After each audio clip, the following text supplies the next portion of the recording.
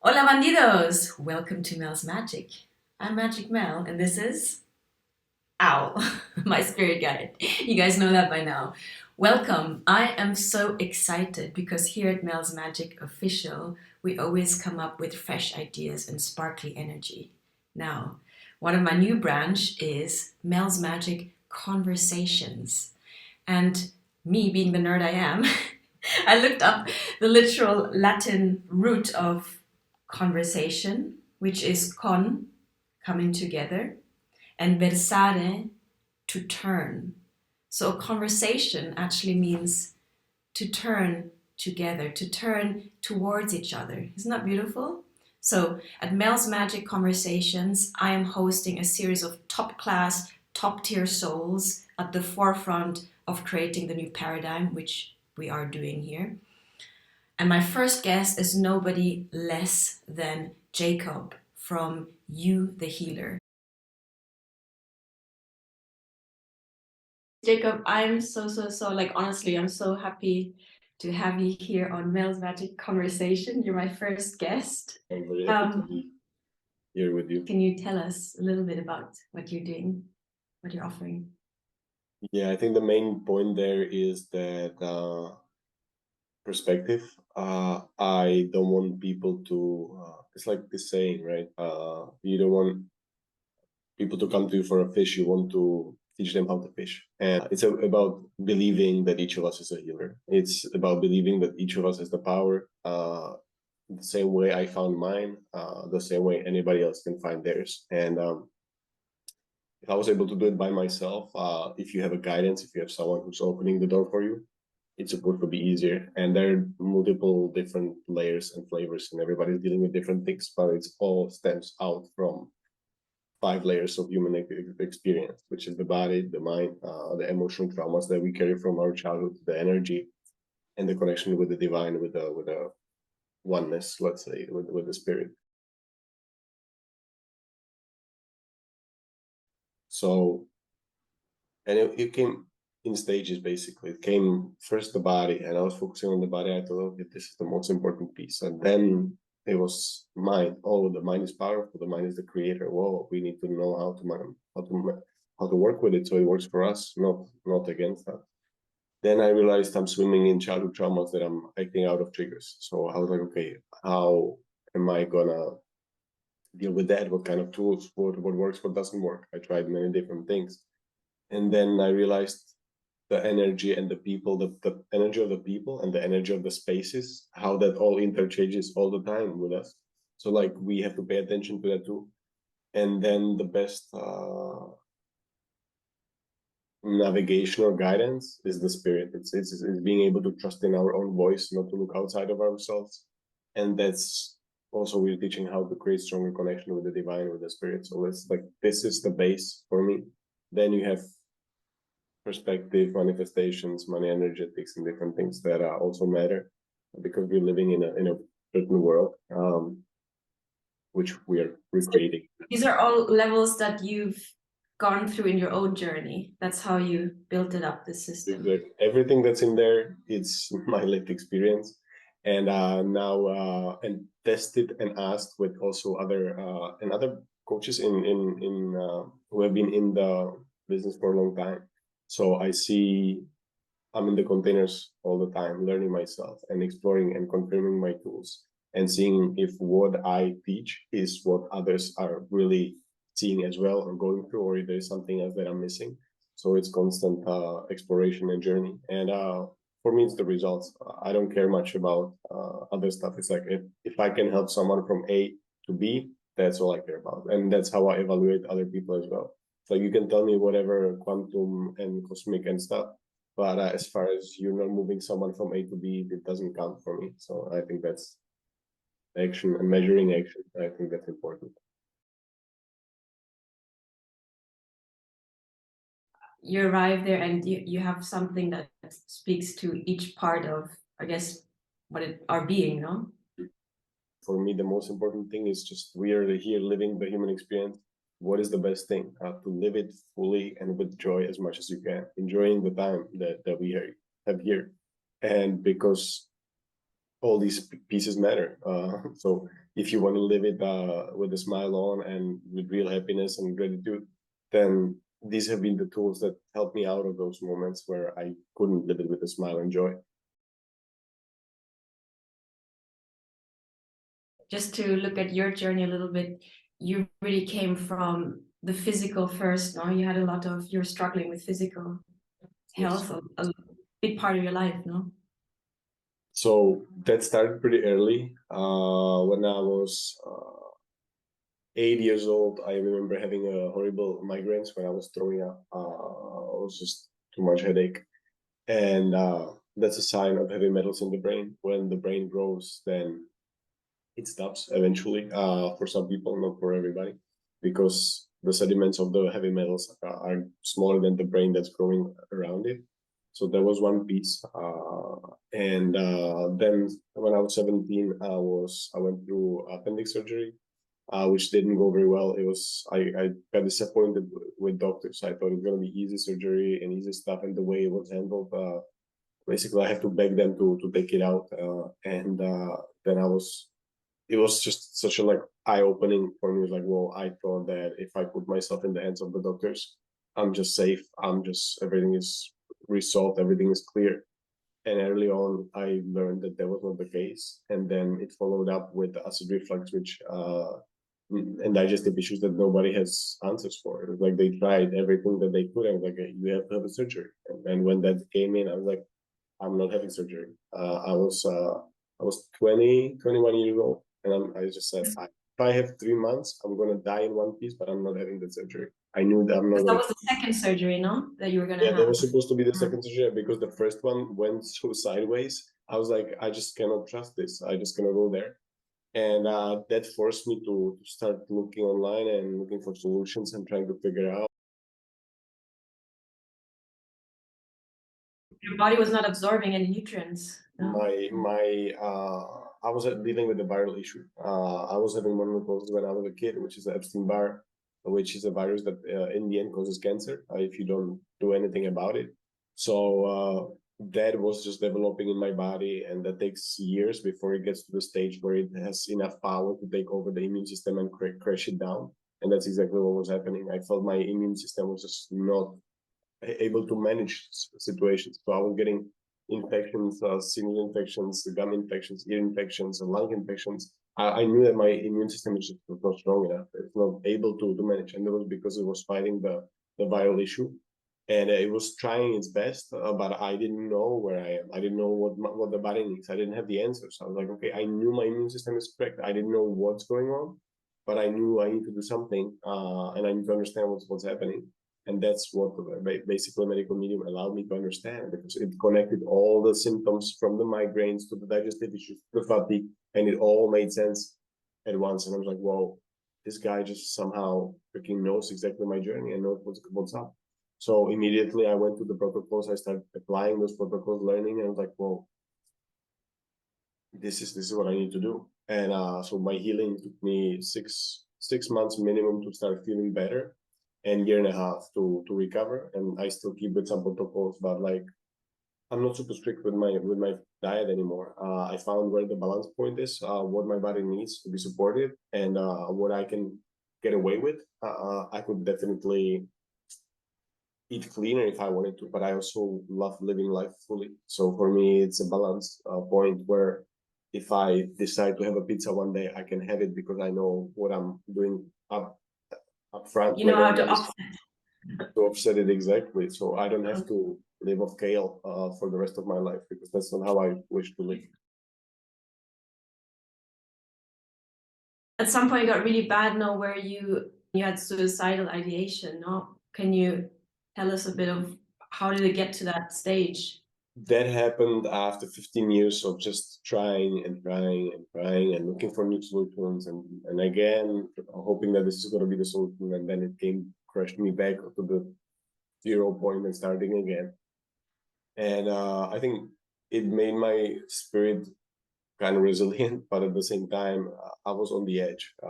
After 15 years of just looking around, I was like, I just don't see myself living another year like this. I just don't want to. It was the only thing that held me back from doing it was that I sold a business which was about juicing, juices, helping people with and seeing how the nutrition serves into all of this.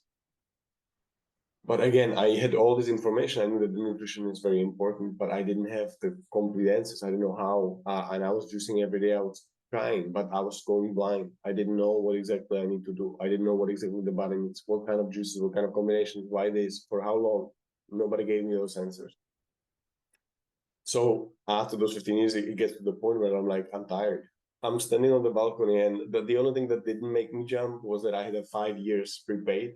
So I could, for next 5 years, I don't have to work, and I can just travel. So I was like, fuck, man, what would people give to be in my position? And I'm not happy. I don't want to live because life is struggle for me. So I look around and I'm like, okay, what do I know that people do that if you want to resolve this I thought, okay, it's a mind problem. I felt in that moment. I was like, I'm not happy. So what do I do? The body is one thing, but the mind is another piece. So I'm sitting on the balcony looking down, and I'm thinking, okay, I'm gonna try yoga and meditation. That's the only thing I know that people say that works with this thing. So I was in a beautiful Airbnb in Colombia, which is the least spiritual probably place to start with yoga meditation. People would go to India. Nevertheless, for me, it started in Colombia. I found the yoga mat in that apartment, and I said, okay, I'm gonna do 15 minutes meditation in the morning, yoga 45 minutes, meditation 15 minutes in the evening for a month. And I had 3 months in Colombia, so I stick with it for a month and a half. After a month and a half, I was like, whoa, the world was looking very different, completely different feelings, different mindset, different hope came back again. And I was like, whoa, this is What is powerful. it? I'm just curious, like what exactly, if you can describe, okay, in what way did it change? What did you notice? Yeah, so imagine when I arrived to Colombia, I'm depressed, I'm suicidal. I'm like, I wake up in the morning, life sucks. I don't want to be here. I go down to the store, and I'm pissed that I have to walk. I was living on a beautiful hill, so I was like, "Fucking life! All this is messed up." I go to the store. I was like, "I don't like people. I don't like this." Is like just everything bothered me. Like I was not able to just be normally present and normally living. Month and a half into yoga meditation, I wake up. I was like, "Wow, a new day! Awesome! This is beautiful." I go I just walk and dance out of the door. I go down to the store, and I'm enjoying the moments. I'm just noticing things differently. You look at things and you experience the moment differently. And I'm walking down, and I'm like, whoa, trees, sun, amazing. I get to the store, I'm like, abundance. Look at the food, all the fruits, all the stuff. Hey, saying hi to the people. I was like, nothing really changed from the outside. If you look, my day would just the journey would look the same, but the way the experience of it is so different. So I'm like, for me, it was like a big like eye opener, I would say, because I never thought that any set of movements can do something like that. Because I was active all my life. I was always doing sports and things. I was always doing something. And I never thought that yoga would somehow change the way I feel inside, the way I experience life. I still don't understand it. I never studied it. I never did any courses or anything. I started with the YouTube. That's all I have. And it has been, what, 7, 8 years down the line, and I'm still sticking with yoga practice every day because it works. And I cannot explain to you why it works. Same way I don't understand how each part in the car works, but I know what it does. So I know when I sit behind the wheel and I do this, and then I do that with the shifter, and when I press the pedals, I know it's gonna get me somewhere. And this is the same thing with yoga. It's just like you do this set of movements, you give yourself 30 minutes a day. Your mind's not gonna be the same. It's gonna lower the amount of thinking that you have. Like imagine you have 100% going on. You start yoga, it lowers to 50, to 40, to 30, to 60, whatever the capacity. And this space that you have extra, you can dedicate to subconscious mind, working with the emotional patterns, connection with the divine. You're now receptive to receive guidance because you had that capacity, which you didn't have before. your manifestation power is not going against you. So you're not manifesting the bullshit because you're living in more peaceful state. So your mind is not bringing in all the bullshit that, oh, the fears, all the stuff. So life changes, and it starts from there. But even before that is the victim mode, getting out of that, having the perspective that I have the power, taking the power back, and believing in yourself. After that, anything is possible. It's like you can fly, and things will come to you. You don't have to even know anything. You just have to believe in yourself, say yes, and from there on, things will start popping into your space because you're ready. And it's a beautiful journey. It could be very interesting, very powerful for every person, different. Yeah, for me, it's like all these mindfulness practices and these tools. It's like I have these 100 hamsters on a wheel spinning in my head. And literally, it like chills them out. It's like they're getting off their wheel and they're like chilling with pina colada. Also, I love it. Imagine having like hundreds of hamsters on a fucking wheel. Drove me crazy. When we talk about depression, I'm nowadays, you know, my alarm goes really up when I hear the word depression, because we use it for different, it's like a whole spectrum of things. No, sometimes say people have a bad day and like, oh, I'm depressed. And I'm like, I always say, hey, I don't use that word flippantly. Yeah, it's interesting to hear your journey. On my end, it was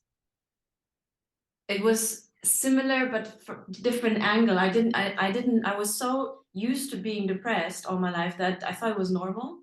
For me, it was really more psychological. So this complete emotional entanglement. I didn't have a sense of self. That was the main thing. I didn't have psychologically a strong sense of self. So anything could shake me. And when I dropped into this suicidal loop, it was literally, I call it the non-self, or the anti-self was so strong, and it was living like with an enemy in my own self that I could not escape. And it was pure like psychological terror, and it was such terror, you can't escape yourself. How can you run away from yourself? So to have an antagonist in your brain, it also almost drove me over the edge. It really, really did. So it's interesting, I guess, to see like just different how we experience depression in different ways, and the different manifestations it has. I mean, there was a point I physically could not get out of bed anymore. I woke up, I would hear the voice, and I could not cope with it in psychologically. So I just went back to sleep. The weird thing about this depression was also I felt like I'm alone. It was this complete separation of anyone, even in my physical space. Like my mother was there, but she felt like I couldn't reach her. There was like kilometers psychologically away. And I felt so alone. It was crazy. And I couldn't get my body physically to jumpstart. It's like the motor was broken, to the point where I had to take medication because I just couldn't do anything. I was not functional at all, not even getting out of bed and walking, you know.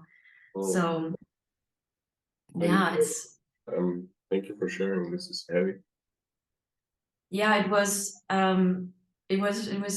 and mainly I think looking back, it was this sense of isolation. And when people talk about it now, I can really feel this complete, you think you're alone, and there are people around you, but in this struggle on your own, that's so horrifying, really, really horrifying.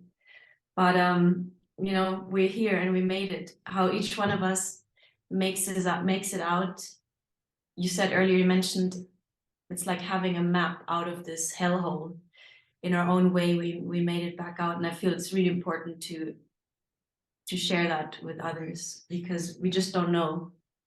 Although it might not be exactly the same journey ever. There's this saying also, the truly personal becomes universal. We do experience like a similar, in some ways, people might resonate.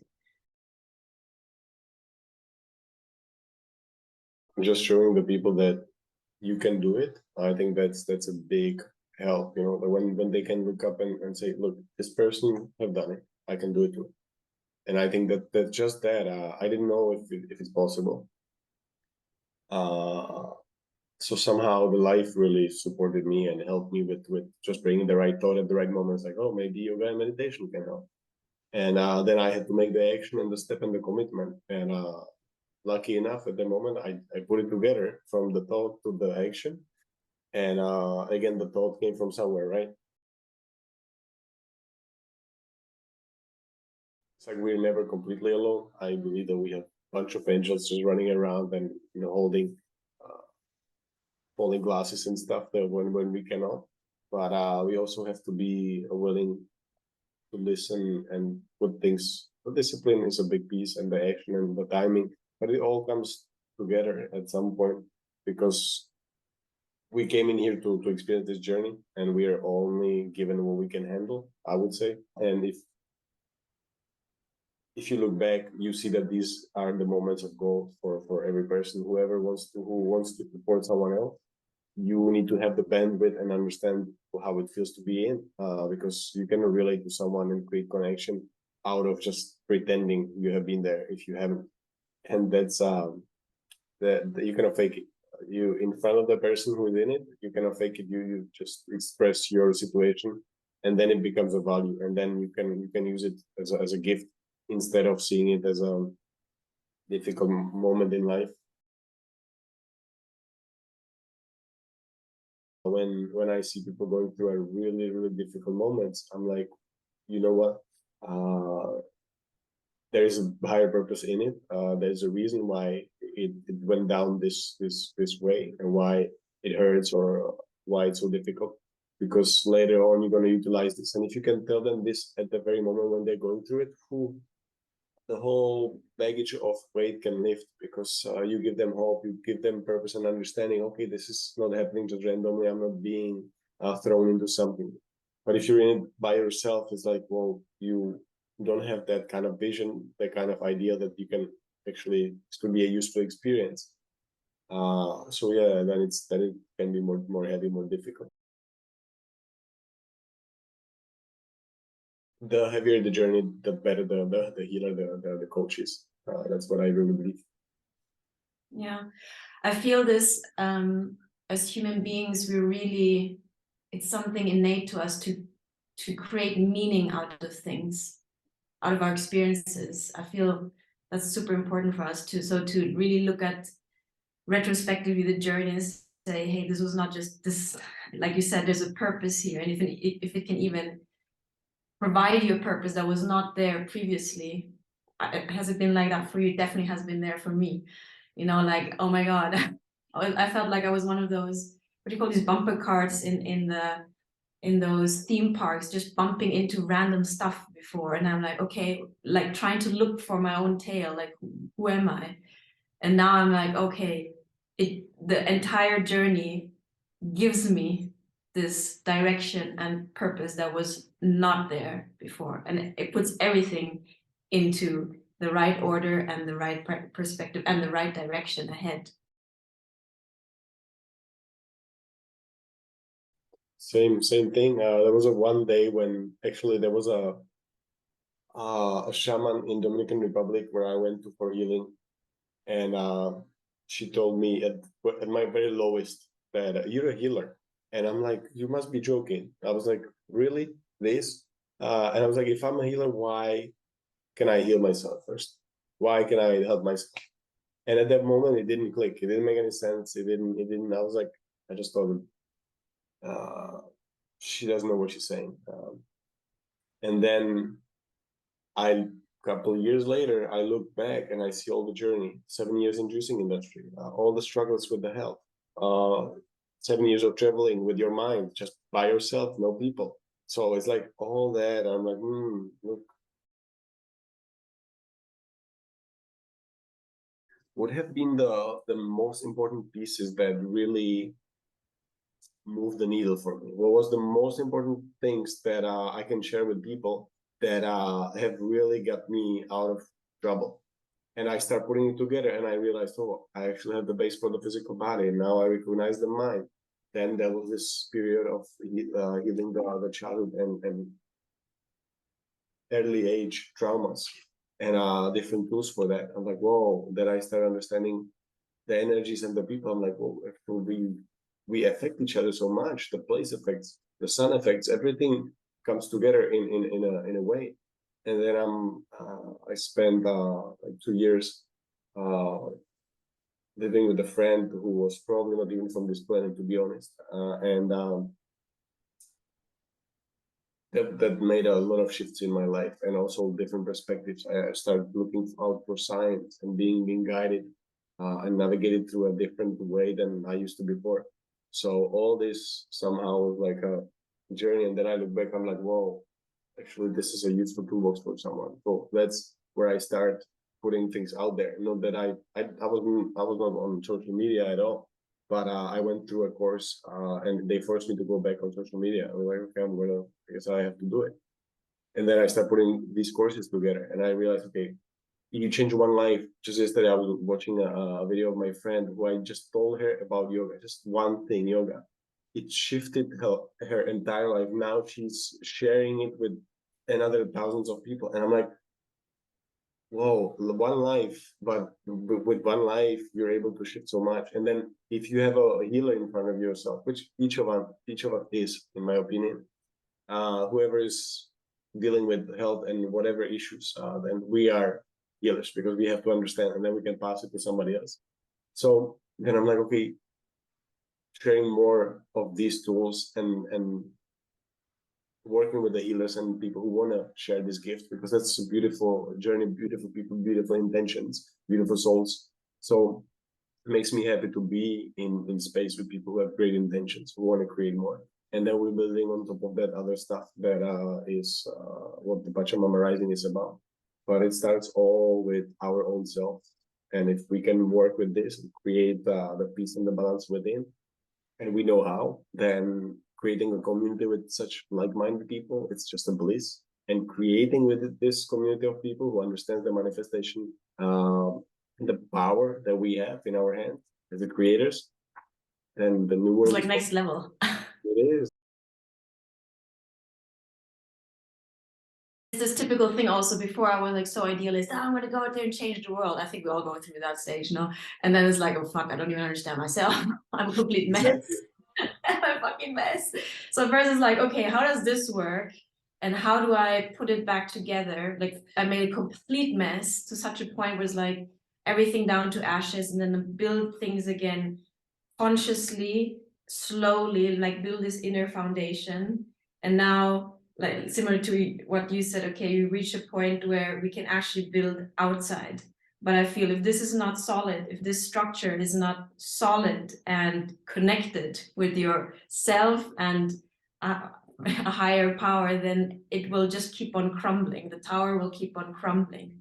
So it's this inside journey first, and then we can go build out there together, and then it starts getting really really exciting. Interesting. What is for you the difference between healing and curing? Just another word for inner journey. I would say both of them. I feel like what is important there is understanding that it's not the other person who's doing the work, it's you who's doing the work. That's for me, it's that's what's important. I'm a bit of a nerd, so I looked it up. I love looking up the etymology of things, and healing apparently comes from literally the word like wholeness. Wholeness is as a metaphor, what it really is about, this entire journey, like coming back into one piece. And it's interesting because I used to actually paint on pieces of wood that I would find externally in the Philippines on a beach. And I didn't understand, I mean, I didn't want to understand, it just made sense to me, but I just collected all of these fragments and started working on them. And now I'm looking back and I understand that in a weird subconscious way, I was trying to piece things back together using external material. And then after that, when I nosedived, I looked into my interior landscape, and it was like a minefield of just fragments, psychic fragments stuck in trauma. Just there was not a whole being. So, you know, coming back to being solid inside, I had to dive. I called myself like a psychonaut, not an astronaut, but like a someone who travels in the interior and picks up in the dark with a flashlight, looking for who is me really, and where did I get stuck, and what are all these fragments, and to put myself back together. Japanese art called kinzuki. They use broken pieces of ceramic and then they weld them back together with gold. It was fragmented but put back together, and the final piece is even more beautiful, more original than just the seamless. Yeah, I love to think of it like that. Healing is like putting yourself back together, and the gold is almost like, it's like this precious energy, which I think is self-love, is so important, to put yourself back together in one piece. Such a beautiful metaphor. I could see this as a visuals. Like, this is awesome.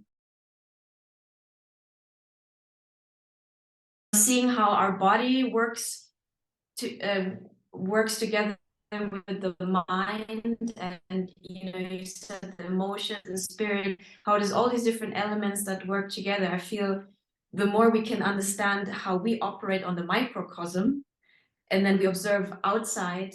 There's a saying, a hermetic axiom, as within so without, as above so below. So if you get to understand, like, know thyself, there's also a saying like know thyself, and I was like, what the hell do they mean? I'm like, oh my god, we got to know ourselves, because otherwise how we're able to comprehend anything if we don't even understand our own mechanisms, dynamics, the way we function, and why, the big why. Also, why is this pattern there?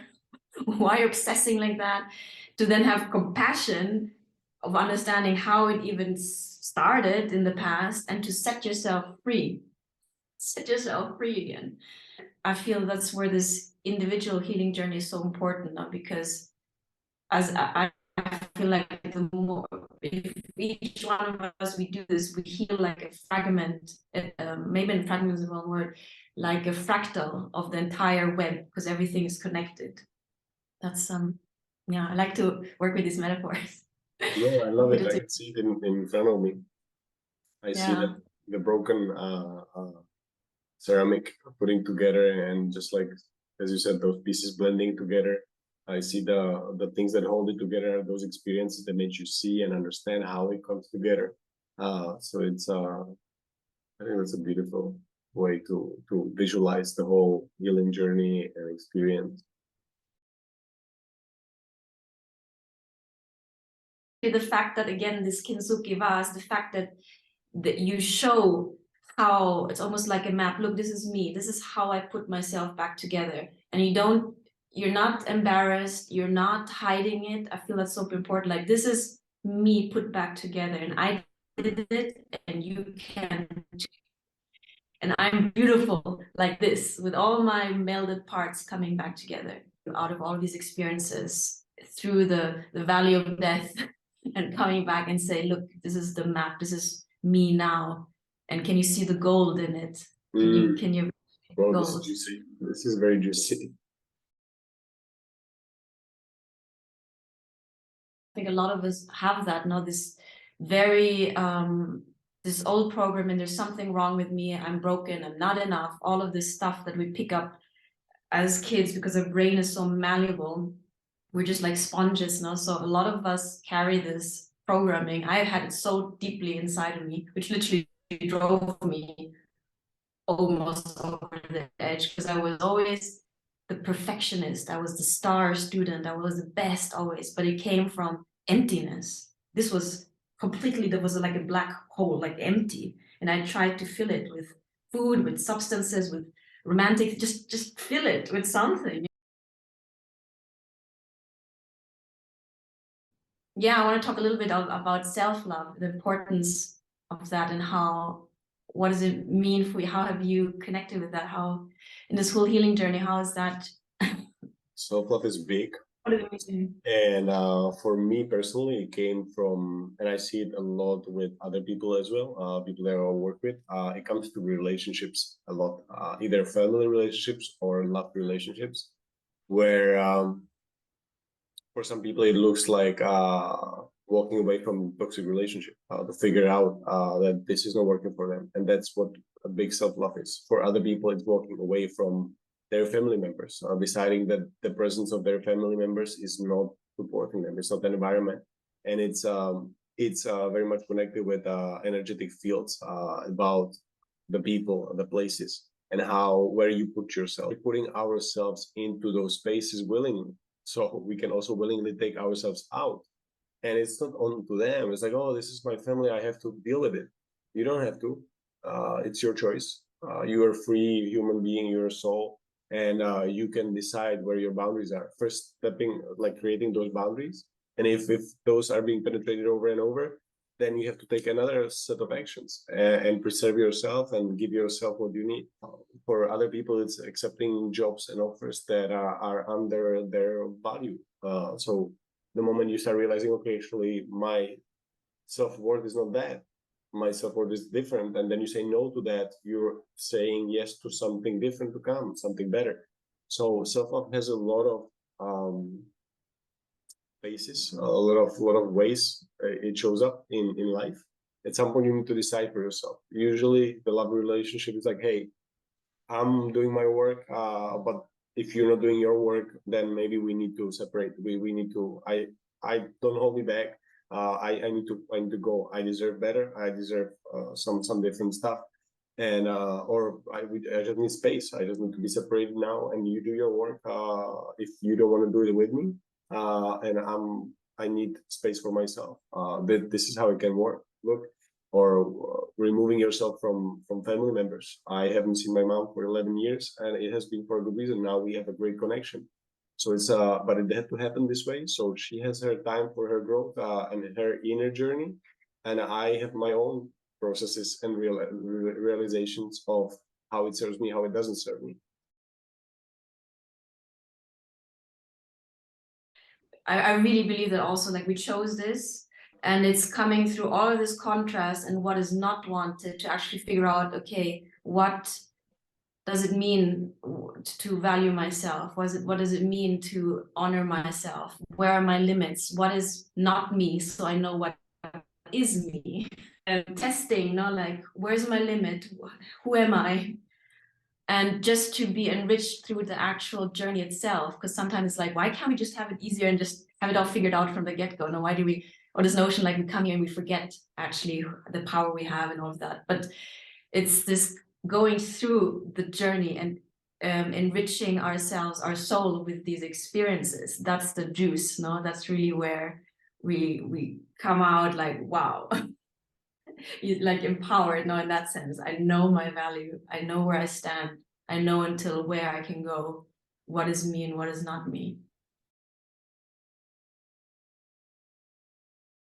Because those relationships will bring up the shadows, the triggers. A lot of people go through it right now, and because of those, as they call it, toxic. I don't think toxic is the right word for it. I think it's just a relationship that is showing you the triggers, and when you get it, or when you're willing to walk away, that's basically where you found the self-love. But some people like to stay with it and like to be in that dynamic because it's the dynamic that they know, and then they call it toxic relationship, but it's really a late self-love that they haven't walked away on time. They haven't seen what's going on in there. They haven't had the mind space to analyze those triggers and to understand themselves. So they didn't take the advantage of the gift of the relationship that's difficult, that's showing you who you are not. Sometimes there's a finger pointing on one side. No, it's all you. It's all your problem. You're all the problem. And then you have to recognize, well, something might be my problem, but something is probably not. And to get to know yourself, you have to be in that place to basically say, okay, this is mine. This is not mine. So let me work on mine, and let's me show you what mine is not. And that's it's difficult to find a line, but once you get through that relationship, this kind of style, you're gonna know much more about yourself. You're gonna know what is your stuff, what is not, what you need to work on, what is not your thing, and that can be very blurry for many people to find. And then when is the right time? How do I do it? And it's individual journey, so we can just speak to it, but everybody has to more than their words experience and feel it for themselves. Because when that moment comes of walking away, or the moment when you set the strong boundaries, or the moment where you decide what is your work, what is not your work, or not decide, when you start seeing it clearly, then that's where things can start shifting. That's where you see yourself. That's where you know who you are. It's a very tough situation, especially if you're navigating by yourself. If you don't have anybody to bounce your ideas with, I would suggest a women's circle, men's circle, friends. It doesn't have to be. It's not the gender situation. It's about having someone who can give you insight, and so you can get a bigger perspective of what's going on. Someone who can witness your journey and tell you with good open heart and meaning well for you what is actually what they think is happening, but not being on your side blindly, but being able to really decide, okay, I think Objectively. yeah. Well, hence the value of having, be it a therapist or a guide or any such support, no? Yeah, friend, whoever you can have that they have your best interest at Interest. heart, but at the same time they have some sort of experience that they went through something that they can see these things, because not everybody can. Some people would just be on your side and say, oh no, it has to be the other person. I love you because you're my friend, so I'm going to support you. But the support is not really actually helping unless you can really clearly see your own shit. And sometimes people will tell you whatever just so you feel good, but that doesn't mean that it's helping. So having someone who have that zoom out or perspective on things, someone best thing is someone who went through the same situation where you had, and they can bring perspective to it. I guess that's or and having more people, not only one, because they can also be biased. So it's good to speak 3 to 5 friends and try to, hey, I'm going through this. What do you think about it? You know me, so what do you think is going on in there? You know my partner. You know what is the situation? Give me some insights, and then you have to paste it together. Sometimes life supports beautifully to other people through messengers that come to your space. Like someone shows up and starts telling you about a situation that's familiar to yours, and be like, interesting timing.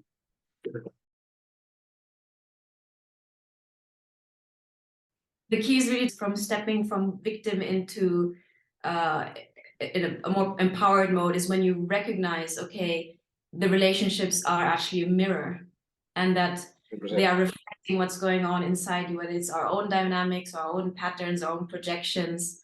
That is when we can take our power back, knowing we say, okay, I'm going to self-reflect here. What is going on? And use my relationships as reflections, as feedback to me of what is working and what is not working. Yep. And not to fall into, like you said, finger pointing, because that is the essence of victim mode. Hey, it's their fault, it's them fault, it's the government's, whatever. It's like, okay. When someone is pointing finger, it might feel like they're empowered, that they know. They're like pretending, but what they're doing, they're trying to take attention from themselves, because that's very much with the narcissistic relationships. People would be trying to do everything but pointing the finger themselves, because they're not the problem, right? They're perfect. That's how some people would perceive it. So they might feel like they're empowered, they will be pointing the finger, and then the one who's like more responsible will just take the load and be like, yeah, I guess it's me, I guess I'm the problem. And then you pack a bag that's not yours, and that's where you need to start recognizing. And the person, I guess, yeah, that's like where self-reflection comes in, because the one who's feeling all empowered, quote unquote, is usually the ego, because the ego likes to feel inflated and like, oh, it's, coming back to mindfulness practices, really to observe your own mind. What I like to do in meditation is I zoom out, I watch myself, and I zoom out again. I watch, observe ad infinitum, like keep on zooming out. So sometimes I go out the day. It's funny, but if you can try it out, like you're observing yourself, because you also can then see how you act with certain people. And I often catch myself, Melanie, why did you do that? Why are you acting like that? It's like this: the perspective comes first, no victim mode, then understanding the physical body, then working with the mind, creating this space for observation, for decoding the triggers and the stuff, so you have more capacity. And also at that time the guidance can come in. So it's like those would be the steps, but sometimes you have to start somewhere different, not from A, from B, because maybe the body is hurting the most. So now the body needs the most attention, because the body is also messing up with the mind. So all these things need to come together. And the last piece that I wanted to share about the relationships it's not always a mirror. So sometimes I get people who are like, oh yeah, this is if this person is so egoistic, if this person is so narcissistic, well then I have to be too, because that's what I'm getting back, right, from the world. It's not always like that. The mirror, it's more about what is this showing me, but not in a way that it always is a mirror. There is also this moment where you start seeing things that you need to work on, so you can see it on the outside, how it feels, how it looks, and then you recognize it within yourself. But not always it is that whatever is in front of me in the relationship means I'm the same. People can get lost in that, and it's not like that. It's more about understanding what's actually happening, and what am I there to learn in that moment. What is it for me to learn and understand? For example, if there is someone who is controlling, then the other person might actually subconsciously, even if it's subconscious, enjoy being controlled because they don't feel empowered enough. You know, there's always a kind of dynamic here. It doesn't mean it might reflect the same need, but expressed in the opposite way, you know, something like that. That's, yeah. But it's super, super fascinating. I'm just like super fascinated by it. So what happened is, first I met a bunch of messengers in my life, people who just come into your life. They just like look into your eyes, and they just start speaking about things that are just happening in your life, and they give you such a great navigation and stuff. And you're like, who are you? How do you know? Like, it seems like you know me. And so that's one piece that happened. And I was around, you could call them angel, messenger, whatever, for some time, and that brought so much insights into my space. It happens over and over. You recognize them. After some time, you just feel that the energy is different. You feel that their appearance, the way they speak, like there's always something radiant about that person. It's either their eyes, the look, the way, the eccentricity. There's something that just grabs attention, and they don't work only for you. They're doing their work within the space, and just awakening people, and dropping things, and it's like divine in the real body. That's how I would call it, probably as the most logic thing. If it makes sense to anybody, it wouldn't make sense to me. If I would be speaking about it 20 years ago, I'd be like, you just get a little bit off the line here. But this is my experience, and after that, it shows through so many ways, the divine, the universe, the oneness in us. Could be numbers, could be animal totems, could be dreams, could be just intuition, our inner knowing at the very, very moment, trusting it. And we can find it the moment we have the capacity in our mind. I think we can recognize it, and synchronicities is a big one. So I didn't believe that there is. I thought everything is just a coincidence, right? And then I had 2 years of such a line of coincidences that I was like, how is this even possible? Like, logically, when there was a coincidence after coincidence after coincidence after coincidence, I was like, there's a pattern to it, and I cannot not to see it anymore. I'm like, this is happening.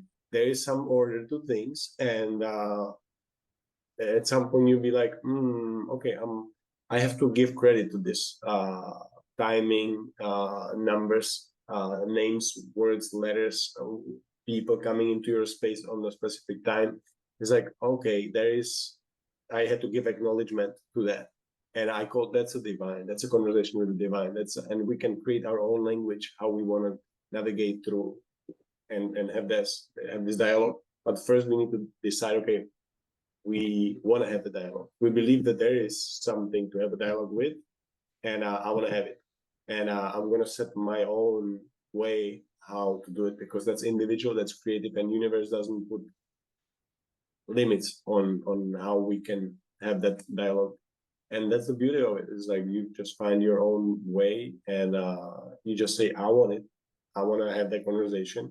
My mind is ready. I'm with my mindfulness. I'm doing my discipline. I'm prepared. I'm receptive. So let's have a talk. Like inviting the divine for a meal. Like, hey, Like, this is part of our free will. It's always this saying, you know, I don't know if it's Christian, but is ask and you shall receive. That thing totally all the time. You know, they cannot interfere. But as soon as it's like call me, just bloody call me. I can't call you, just call me first. Once we recognize that we have the buzzer, it's up to us to pick up the phone. That's just responding all the time. And my experience, it's very humorous. So this higher intelligence, or I was thinking I shared with the angels, they're actually really, I mean, of course they're intelligent, but also like funny. They have humor. Like I once went into the field, I said, okay, and I challenged them sometimes. And I'm, okay, come on, give me a message, come on. And then I'm walking, literally, but I'm also like, I let go, so I go, but I open my eyes. I'm not in my head, caught up in my head. So I walk, and I'm like, that can't be, that's so obvious. But I picked it up. It's like a little piece of plastic that says magnet. And I always say, I'm Magic Mel. I'm a magnet for miracles. So it's like, you are the magnet. And it's up to me to like take it or leave the message. And I can also like start doubting, oh no, it's not for me. But I'm like, I'll take it. Bring it on. It's funny. That is the conversation, that is the playfulness, and Yes, playfulness. That's it. that's the frequency of the divine. It's like nothing is so serious. It's like, Yes. let's play. This entire healing, oh my god, all this dark deep stuff to get us to a level where we can reach those higher frequencies, which if you look at the emotional scale, everything from like powerlessness, guilt, shame, fear, we work ourselves up. I had to go through anger. Actually, I was so depressed. To work myself up, I experienced anger that I almost thought, oh my god, I was scared, because I'm like, what the hell is this? I was ready to like butcher someone. But I didn't do it. I put up some boxing stuff in the yard. But to recognize, okay, these emotions are frequencies, and the more we heal, it liberates energy, and it actually allows the energy to move upwards and for us to embody and experience higher frequencies. So joy, love, freedom, all of the good stuff, which is up there, we cannot access it if we are. So I always say it's so important to heal, because you cannot jump the scale or work yourself up if you're still stuck down there. So for example, I didn't know what joy felt like before. I was so used to shame, guilt, fear, shame, like continuing cycle, that once I experienced joy, I was a little bit like, I had to call a friend. I'm like, I feel really weird. And he's like, what, can you explain to me? I'm like, I just feel so good. And he's like, what, in what way? I think it's like happy, but more, it's like, I feel so good to be alive. And he's like, joy? I'm like, I think this is joy. And then I'm like, shit, this feels good. I'm gonna try and keep this, whatever makes me stay this way. So I also tell you always, I'm really nurturing joy, and there's a conscious, the negative energies, you give one negative thought and that shit can loop on itself, like a hamster wheel. But the good stuff, we need to actually feed it. So feed the beautiful stuff. So I'm like, joy, like Joseph Campbell said, follow your bliss, follow your joy. If you can connect to that, then hold on to it, follow it. If it leads you in a weird adventure, just continue following it, because that, for me, like joy is what makes me feel just alive. Imagine the world if everybody would be in that frequency, which is what we're trying to head for. And it's definitely possible. You are the example. I'm the example that you can be in that space and be like, wow, no matter what happens. Obviously, when there are big hits, and it's important to feel it. But like the way we go through those moments can be so different. Like if I was going through a certain situations that happened to me, like for example, buying a car that worked for 10 days, and the guy just didn't tell me that it's messed up. And after 10 days, I lost the money. And I was like, yeah, if I would be having this surf 20 years ago, it was a very different story than now. And I'm like, is it worth it for me to put the anger and all the emotions in it? Do I want to be entangled in this spiral, or how do I get out and focus on my frequency and manifest different things? It was a beautiful lesson. And I'm like, I was like, first, why is this happening? What is that for me? What am I there to learn? And how do I manage this energy that's going through me at this very moment? How do I deal with it? What is the best way with that? Because they always like, yeah, you're gonna revenge this is not fair, and you can get stuck in those moments for a long time. Or you be like, okay, I want to move out from this as soon as I can. how can I do it without first holding grudge, second being revengeful, putting anger to myself. It's like so many awkward moments. What is the best one? What is the healthiest one? And how can I be tomorrow in different place than today? And that's again it's the self-mastery, and like knowing how to regulate our emotions, having this self-reflective mode again, knowing also what it would, we could already see the damage. If I go down this emotional loop, I'm going to crash, and I'm going to pick myself up again in a hard way, or pull it back, like you said. No, okay, what's going on here? Like, hey, pause. That's pretty much like self-mastery. My energy, I manage my frequency, and I have some control here. It's not just the world exploding on me. You've gone through a healing journey, you're offering this guidance. What is your take on community, and what is Pachamama Rising? so besides the coaching and the healing, I was always curious, what would really shift the world into a better place? And I always thought that, well, if we could create an alternative to finances, to money, that would be a big one, because people wouldn't have to focus on the profits. People could focus on what they really want to be doing, and going through in a different way. We wouldn't be controlled by the matrix and the system. So this was on my mind like 8 years back, and I started drawing a way how we could have an app, barter and exchange time, and just get out of the matrix completely, to be out of that frequency, that sort of control, but sort of tool that we have created as a humanity, with broken mindsets, with broken emotional traumas. But we could only create a world in the way that we are inside. So that's why it's important to do the inside first and radiate the new stuff out.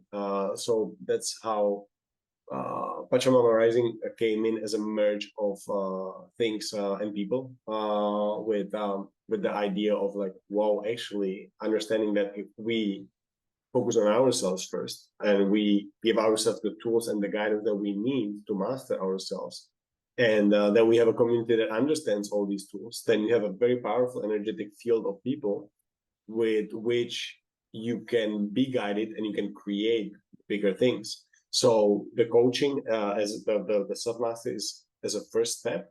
So once we step into the community, and so that we clear the energetic field, and we can really be in a great state of being, on presence, joy, energetic frequency, and all the stuff that you just mentioned. And with that, attracting and creating from scratch, and from a new space, and creating the new solutions that we need. It's almost like I look at it like another universe, another world that can be created, because we can live. You can have two people living in the same space, but having two very different experiences based on how their inside is. So if your mind is spinning on fear and stuff, that there's going to be, oh, I'm going to get robbed, I'm going to get robbed. This place is not safe. This place is not safe. That's what you're going to get. But then you have the same person living in the same place. It's like, I love this place. This is the best place for me. I appreciate it. Then that's the experience that you're going to get.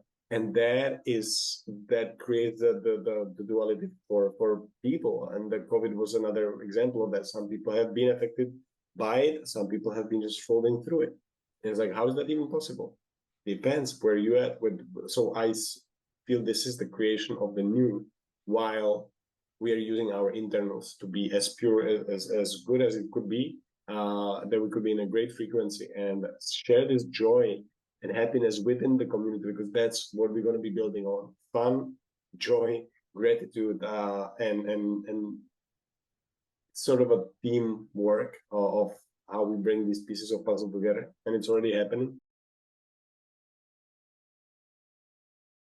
Wait, let's unpack this a little bit. Basically, okay, you, the healer, you're offering, first of all, guidance for healers to actually refine their own skill set, no? So from there, with Pachamama Rising, what are the specific things that you're building on there, built on your previous platform? How does that integrate? So it integrates in the part of healing, because I have my personal story, right? But I'm not the only way you can get through something. I give you the basics, but that's why we're bringing other people on, so they can share their story, their flavor, and it's like flowers. You have different types of flowers. Not everybody wants to smell the roses. Somebody wants to have an orchid in their place, and and some journeys I will never live. Like, I'm not a woman, so I will probably never tell you how it feels to lose a child. So we need different stories, different flavors, different experiences. And for that, but everybody needs to understand the basics. Okay, what are we made of? What are the threads that we need to really work on? And then everybody adds their own color, flavor, smell to it. And so we're building this. The course is already the one that I have created. We're gonna put that as a base, but we're gonna create extra modules for specific things. Abuse, childhood abuse, very common. Okay, this, and that. How to go through abortion in a natural way, like things that people don't talk much about, or things that we still need to have as a toolbox for specific situations, so people can get out of any situation that they could encounter, and have the complete set of things. What we're going to do with as a guides within that space, we're going to navigate them to the pieces that they need to understand. They will get the basics, but they also will be navigated, and they will have a guide who's going to guide them exactly through the journey that they're on, or as close as what they're on. So that's the So take idea. me as an example. Let's say I would like to, I'm ready to create something different. I'm tired of the matrix. I want to get out. I want something different. And I'm like, hey, this sounds great. How I want to join. So you would take me through a whole workshop of first guiding me through certain modules of healing by different Basics. individuals. Yeah, you would get the basics first. So there's a health assessment, deep health assessment that touches on the body, the mind, the emotional traumas and patterns, the energy and the spirit. That's a basic. So first we need to understand where you at. We need to understand what kind of symptoms from your childhood, what kind of symptoms from your family roots are coming into your life. That's one piece. Then we have questions about the mind to understand, okay, where is your mind now? Are you still in overthinking? Are you still dealing with the voice that's against you? Are you contra manifesting? Where are you contra manifesting? Why? Because your mind is not working for you, it's just messing up. And your life is the reflection of where things are working, where things are not working. That also brings us to self-love. All this is like it's like a Sherlock Holmes looking into your inside and say, okay, what do we need to adjust in here, what we need to do, and how we're going to do it, what kind of tools. And then you have a possibility to try different tools, so you can find your own personal recipe that is the best. But I'm going to tell you, okay, this is what I would need you to look at. This is what I believe might need some adjustments. Let's speak about this, and let's see how you feel about that. Tell me about your childhood. How did that go? How have you been living your experiences? What kind of repeating patterns are you having in your life? How is your energy? What about the place where you're living? How does that serve? How about the people? Do you feel drained? Like we go, do you have a strong sense of connection with the divine? How do you communicate? What is your channel? Do you get a clear responses? You're on the journey, deeper into the journey than other people. That's the basics. But if you want to be the guide, the coach, then we're going even deeper. We're looking into your history when it comes to what was your life like? What have you learned? What kind of tools have you learned? Where do you fit in this bigger scheme of things? And usually you polish it, it polishes itself by being in that space with the people. You will find your place. It's like, I'm good at this actually. And you didn't even know.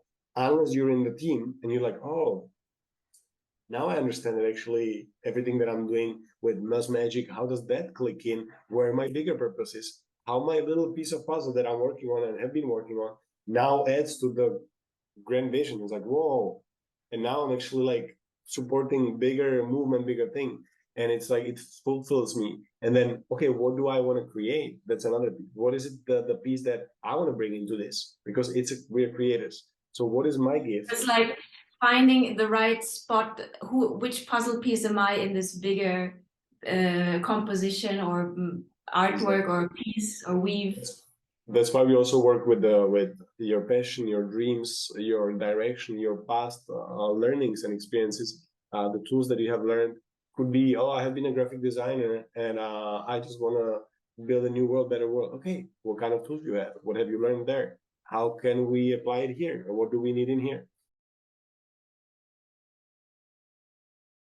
Does one have to be already a healer coming in, or can anybody? You can. There's no forcing on anybody or anything.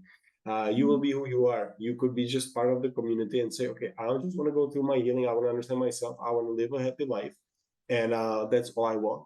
If that's what you want, you go through the course. You have the basics. You have a guide. You will understand. You will get that process, so you can experience your best life and be in joy and really be happy in just the moment, and you don't have to do anything else with it. If you want to paint for the rest of your life, well, then focus on that. Or maybe that painting yourself might bring a benefit to somebody else, to something different. It's like, oh, actually I can decorate the living spaces that this community is going to be building. Awesome. Or I can do. So it sounds like bringing our gifts and then exchanging these gifts within the community. Yeah, see what the community wants, what the community needs, because the community is going to be making those decisions. That's why we're having this platform where we can allow people to make decisions and proposals and things, so we can also appreciate any effort that comes in. So it has been, and it is being thought out in a way that there's always appreciation for anyone who will bring value to the community, and then the community also decides what the value is. Because if someone brings something that the community doesn't think is a value, then we don't there's no need for that, right? How do you see the value of being part of a community, like especially something like this where you resonate with a specific goal, or you have a similar vision? Can you talk a little bit about the value of community? So what I have learned being in Mandalas, 26,000 people, it's an energetic container. And that energetic container, depending on what the focus and intention of that container is, has a power to manifest things. That's like the breakdown of how it works. And that's one piece. So if you want to manifest, or if you want to live in that parallel world or universe, you want to step into it. You want to step into that energetic field of it, and that's going to create things. And sometimes we don't see as far in the future. Our mind is limited.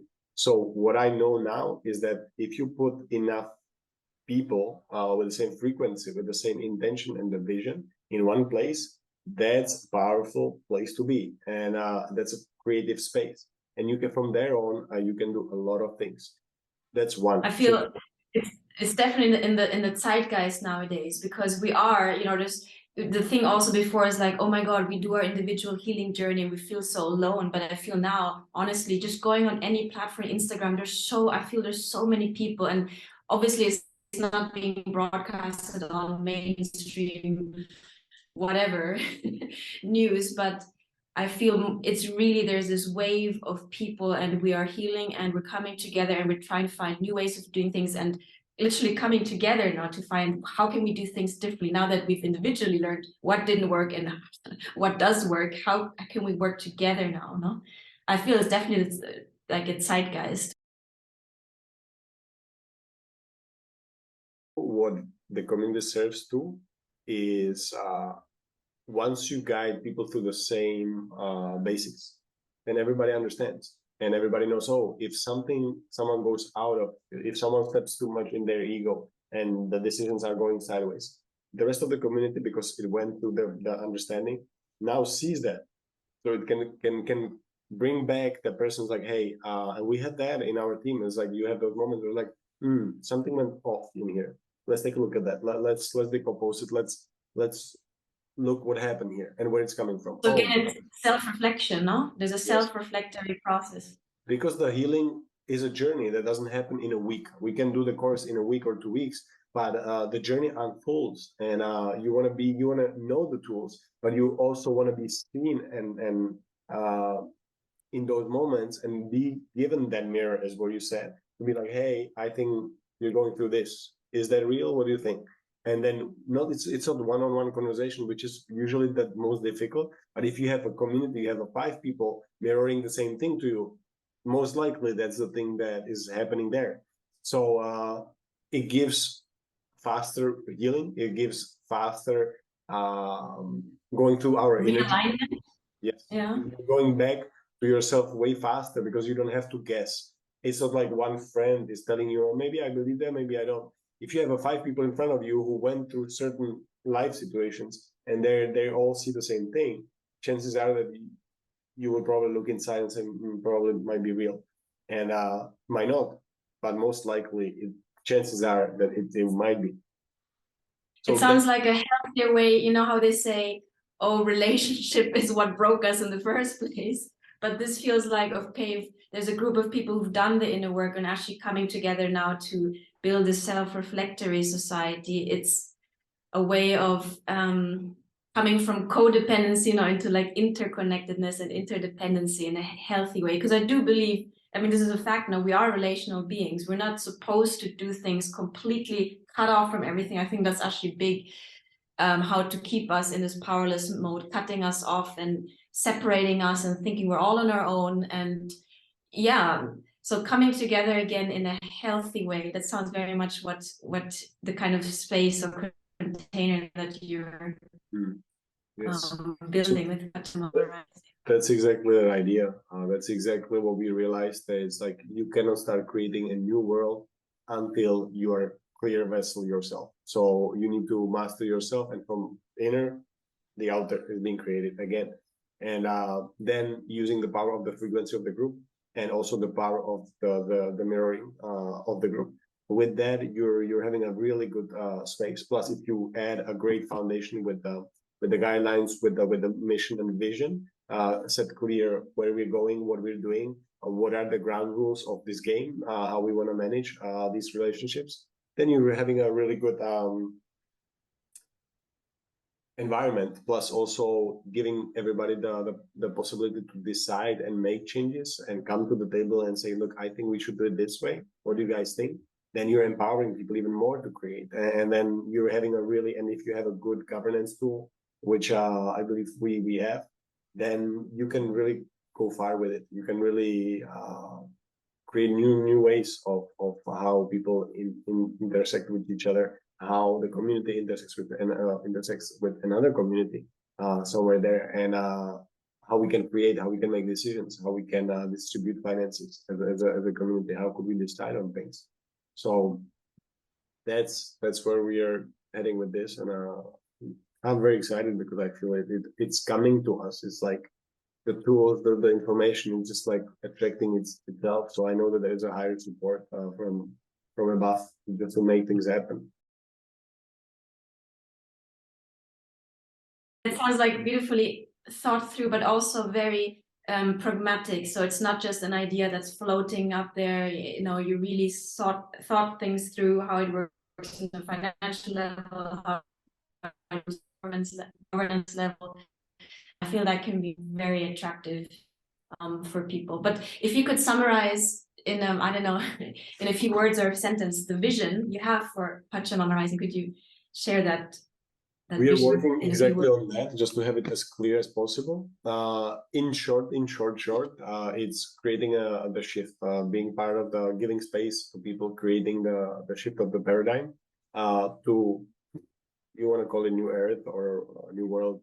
I see that a parallel universe. So creating a conditions and environment, a container where people can step into their power, so they can be the co-creator of whatever future they want to live in, whatever experience they want to have on this planet.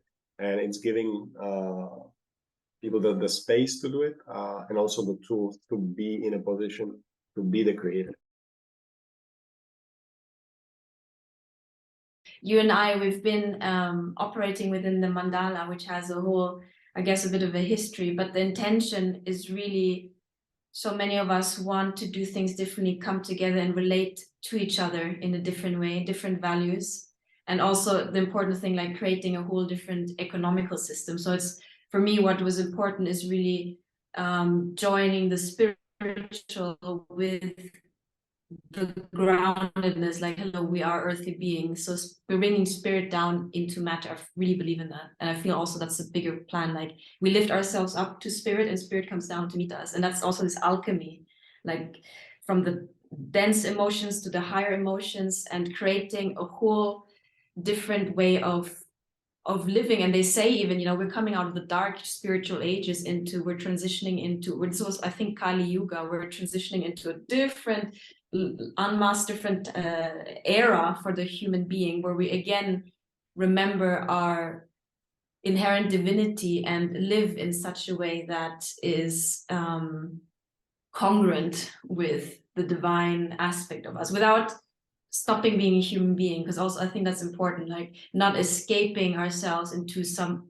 wanting to escape this beautiful human experience, but to almost become more human again in the most noble and, I guess, ideal, highest potential, no? And not doing it anymore on our own, because also what in my experience was also difficult. Okay, I did my work, and I need those reflections a little bit of people who are doing, like you said, the same frequency, the same journey, similar, to at least support each other. The support container, I feel, is very, very important. So for anyone who is, you know, out there thinking you're alone, no, there's so many of us who have gone through this journey, who are on this journey, and who might be, you know, a little bit further along. It doesn't matter, but we're on this journey together. So to know that there are containers out there that hold this vision, and that are kind of, you know, it's not a static thing where we're just human beings.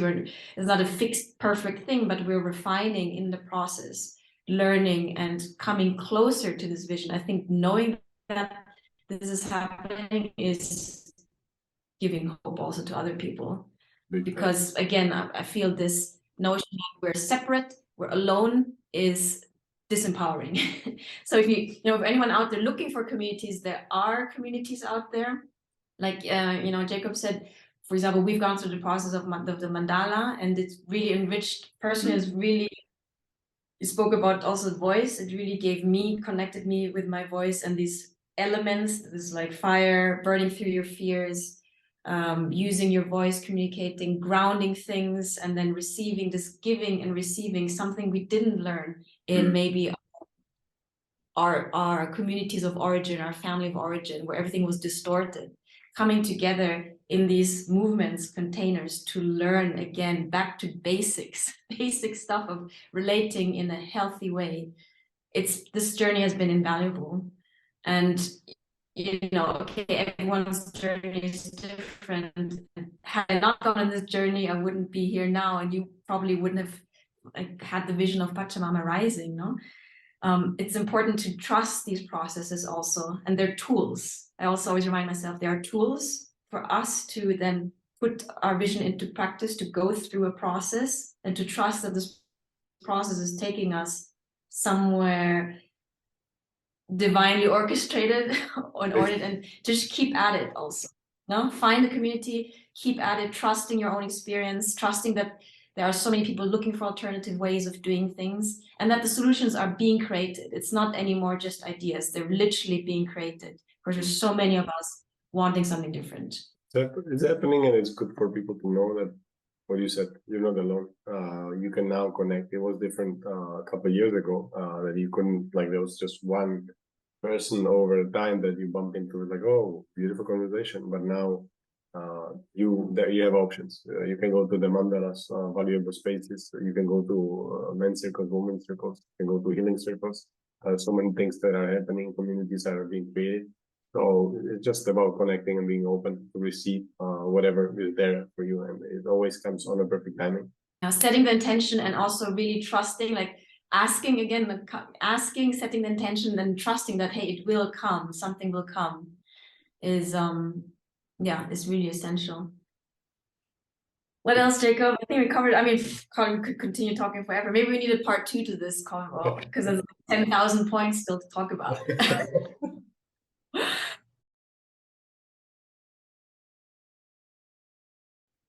Overall, what is your,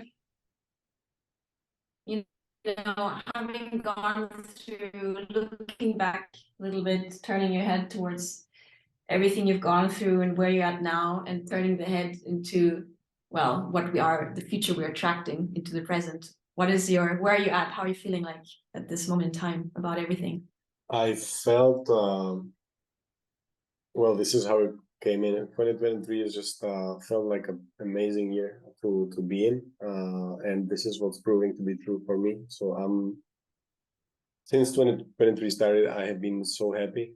I have done a lot of grounding and putting the seeds in the ground on 2022. I think a lot of work I went through.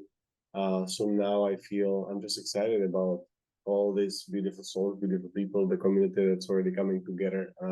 You guys don't see it, but I see a lot of pieces coming together that is difficult to describe before it is there. So excitement, I would say excitement, and I was calling in a business that I would love to be part of. Like I have been loving doing the juicer business that we have been in. It never felt like a work. It always felt like something that I'm passionate about. And this is even like multiple layers of it because it's being done together with amazing people. And yeah, excitement, real excitement for what we're creating, what we're bringing in, and how it's going to show up, how what we're going to bring in, and that surprise is always something better than what we expected. Universe has this magic power to bring things in a way of like, wow, I didn't think that this is impossible. Just last night I watched again Joe Dispenza, and he reminded me. I mean, stuff we know, but it's really good to just keep on reminding ourselves, programming ourselves with good stuff. We need to have a vision of the future that is more powerful and more magnetic and more exciting than anything from the past, any resentment, any shame, any guilt, all of this heavy stuff. We need to be able to shift our entire being towards something that pulls us and excites us and makes us feel passionate. And that, you know, makes you light up and be excited about what is coming instead of dreading. I remember also I used to dread every day, like, oh my God, not again, fear the future. And now I'm like, holy shit, you know, I'm like, great, I'm part of this creation. And it's, can't even imagine what's coming, but I have a feeling. I have a feeling inside me, and it's gonna be good. It's gonna be damn good. That's it. So guys, there's like two people who made it, Jacob and me, from hell and back, and there's, I mean, tons more. I encourage everyone to look up these stories of inspiring stories, because that is definitely what is needed more in the world. You know, people sharing their true lived experience, their true stories, and take them as roadmaps, as guideposts, as lanterns of light or anchors, and have the belief and hope that, you know, if they did it, if Jacob did it, if I did it, you can do it. 100%. 100%. And you don't have to do it on your own. Find the support, do your own, go on your own journey, find the tools that resonate with you, and then find the people who vibe with you, because that's essential. That's really, really essential also.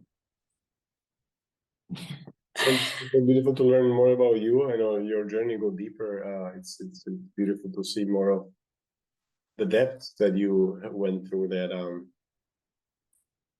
I can see why, because you have the coach in you, and that's why all that had to be that heavy, that difficult, that really touching on the essence of the hell, so you can understand, and then also so we can live the full joy and presence, because without the other end, it's difficult to feel this one. So Absolutely. it's nice to see more of you and to hear your story as well, and appreciate the time together. Yeah. And you know, like sometimes people or I'm sure from outside it looks like, oh, Mel is like airy fairies. I'm like, well, okay, I don't care, but also it's like I have my reasons, Jacob. I have my reasons, and I don't take one day for granted anymore. Every day, you know, I really get up and say, thank you, we're gonna make it a good day. Because from all this experience, I learned my lessons, and I'm not repeating it, and I'm creating something completely different together. But this is amazing first conversation. You know what the beautiful thing is? Because I'm the nerd, I looked up the root of conversation, and it means, one second, it's beautiful. It actually means, it derives from Latin. So come is together, and versare means to turn. So it actually means conversation is turning together. And I love it. Instead of turning away from each other, it's like, let's turn towards each other, you know, and listen to each I love other. that. And it's so beautiful. So this is our first turning towards each other conversation with Jacob, and it was really a pleasure to converse with you. Thank you, Mel. Really appreciate it. Of course, I'm going to put all of the information about Jacob's platform, contact info, everything in the description box. So you will know how to get in touch with Jacob. Lovely. Thank you so much. Thank you, Mel. Guys, it was awesome to have had you here for Mel's Magic Conversation Session 1 with Jacob from You the Healer. I'm posting all of Jacob's information in the description box below, social media, contact, so you know where to find him. And stay tuned, because here at Mel's Magic Conversations, we are inviting top tier souls from the new paradigm at the front line, creating this new world. And I'm here to inspire you, to be inspired, and to share my inspiration in conversation with all these beautiful people. So stay tuned for the next session of Mel's Magic Conversations. Tongue twister. Bye. Owl and I, as usual, got your back. Stay tuned.